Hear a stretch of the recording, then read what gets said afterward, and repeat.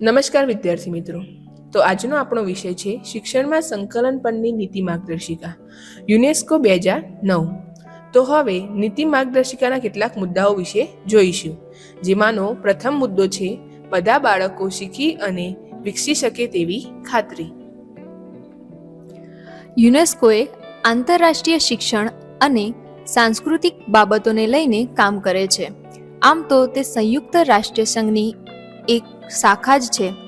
તે વખતો વખત વિશ્વ શિક્ષણની સમસ્યાઓ લઈને તેના ઉકેલ માટે સેમિનાર, વર્કશોપ વગેરેનું આયોજન કરે છે તથા ભવિષ્યના શિક્ષણની રૂપરેખા રજૂ કરતા આંતરરાષ્ટ્રીય શિક્ષણ પંચોની નિમણૂક કરે છે. આમ યુનેસ્કો શિક્ષણ સુધારણા, પરિવર્તન વગેરે માટેનો આંતરરાષ્ટ્રીય મંચ છે. યુનેસ્કો 2009માં વિકલાંગ બાળકો અને વિશિષ્ટ જરૂરિયાત ધરાવતા બાળકોની નીતિ આપવામાં આવેલી છે, જેની વિગતે રજૂઆત પ્રસ્તુત વિડીયોમાં છે. સંકલિત શિક્ષણ હંમેશા લોકોના વલણ, વિચારો અને મૂલ્યોમાં બદલાવ માગી લે છે. લોકોમાં જ્યારે સાચી સમજનો વિકાસ થાય છે ત્યારે સાચા અર્થમાં બાળકને સંકલિત શિક્ષણ આપી શકાય છે અને તેના વિકાસ માટે સમાન તકો ઊભી કરી શકાય છે. અને આવી રીતે સમાજમાં દરેક બાળકને વિકાસ અને સંકલિત શિક્ષણ આપી શીખવી શકાય છે.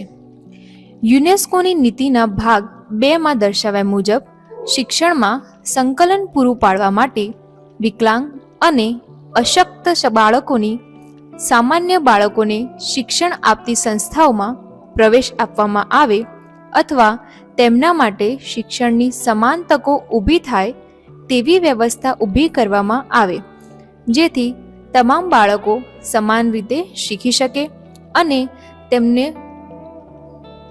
તેમનો શૈક્ષણિક અને સામાજિક વિકાસ શક્ય બની શકે.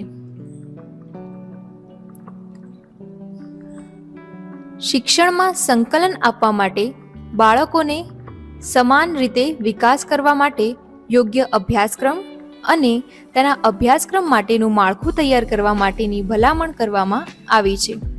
આ ઉપરાંત શિક્ષકોએ પોતાના વર્ગ અને શાળાઓમાં અભ્યાસ કરતા બાળકોને સમાન રીતે શિક્ષણ કાર્ય કરાવવું અને તેની અધ્યયન જરૂરિયાતોને ઓળખી અને સંતોષવા માટે પ્રયત્ન કરવો જોઈએ.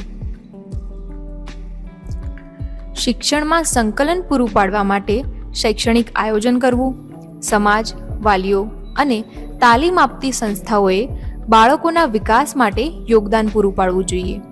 સંકલનપૂર્ણ વાતાવરણનું સર્જન કરવા માટે શાળાઓએ ભૌતિક સગવડો વધારવી જોઈએ, જેથી બાળકો પોતાનો સમાન વિકાસ સાધી શકે અને સામાન્ય બાળકોની સમકક્ષ શીખી શકે. બાળકોને શાળામાં પ્રવેશ માટે, અભ્યાસ કરવા માટે, સામાજિક સાંવેગિક વિકાસ માટે સમાન તકો ઉપલબ્ધ કરાવી અને તેની સારી રીતે શીખી શકે તે માટે સારું શૈક્ષણિક વાતાવરણ ઊભું કરવા માટેની ભલામણ કરવામાં આવે છે, જેથી બાળકોનો સામાન્યની જેમ જ વિકાસ કરી શકાય છે.